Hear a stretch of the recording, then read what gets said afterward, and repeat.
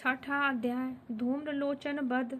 महर्षि मेधा ने कहा, देवी की बात सुनकर दूत क्रोध में भरा हुआ वहां से असुरेंद्र के पास पहुंचा और सारा वृत्तांत उसे कह सुनाया।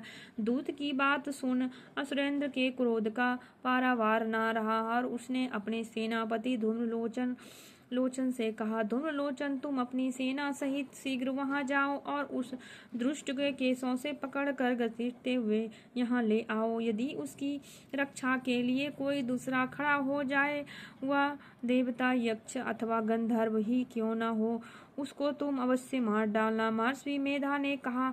शुंभ के इस प्रकार आज्ञा देने पर धूम्रलोचन 60,000 राक्षसों की सेना को साथ लेकर वहां पहुंचा और देवी को देख ललकार कर कहने लगा, अरे तू अभी शुंभ और निशुंभ के पास चल।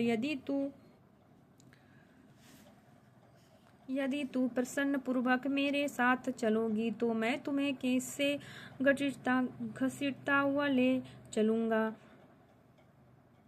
देवी कहने लगी,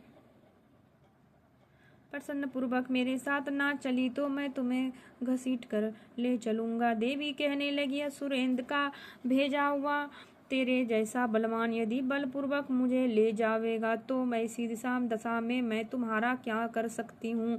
महर्षि मेधा ने कहा, है ऐसा कहने पर धूम्रलोचन उसकी ओर लपका, किंतु देवी ने उसे अपनी हुंकार से ही भस्म कर डाला। यह देखकर असुर सेना क्रुद्ध होकर देवी की ओर बढ़ी, परंतु अंबिका ने उन पर तीखे बाणों, शक्तियों तथा फारसों की वर्षा आरंभ कर दी।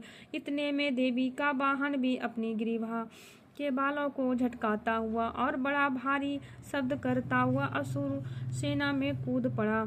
उसने कई असुर अपने पंजे से, कई अपने जबड़े से और कई को धरती पर पटक कर अपनी दांतों से घायल करके मार डाला। उसके कई असुरों के अपने नखों से पेट फाड़ डाले और कई असुरों को तो केवल थप्पड़ मारकर सिर धड़ से अलग कर दिए। कई असुरों की भुजाएं सिर तोड़ डाले और गर्दन के बालों को हिलाते हुए उसने कई असुरों को पकड़कर पेट फाड़कर उनका रक्त पी डाला। इस प्रकार देवी के उस महाबलवान सिंह के क्षण भर में असुर सेना को समाप्त कर दिया। शुंभ ने यह सुना कि देवी के धूम्रलोचन असुर को मार डाला और उसके सिंह ने सारी सेना का संहार कर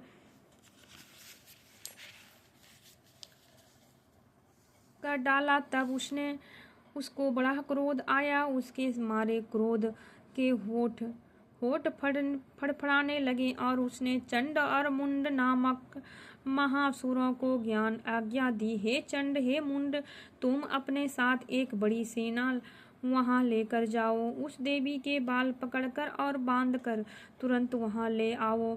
यदि उसको यहाँ लाने में किसी प्रकार का संदेह हो तो अपनी सेना सहित उससे लड़ते हुए उसको मार डालो और जब वह दुष्ट और उसका सिंह दोनों मारे जावे तब भी उसको बांधकर यहाँ ले आना।